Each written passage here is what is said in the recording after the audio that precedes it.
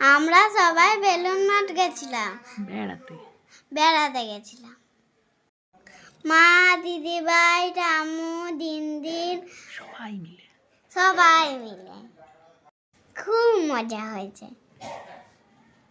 আমাদের ছবিগুলো দেখো কেমন লাগছে। ছুটি তো শেষ, এবার স্কুল খুলে যাবে, সবাইকে স্কুলে যেতে হবে, তাই বেলুড় মঠ থেকে একটু ঘুরে এলাম। খুব মজা হলো, সারা দিনটা ওখানেই কাটিয়েছি, ওখানেই খাওয়া দাওয়া করেছি আমরা। খেয়ে দিয়ে সবাই মিলে চলে এলাম 12টার সময়। আমরা সবাই ফিজেনে গিয়েছিলাম বলে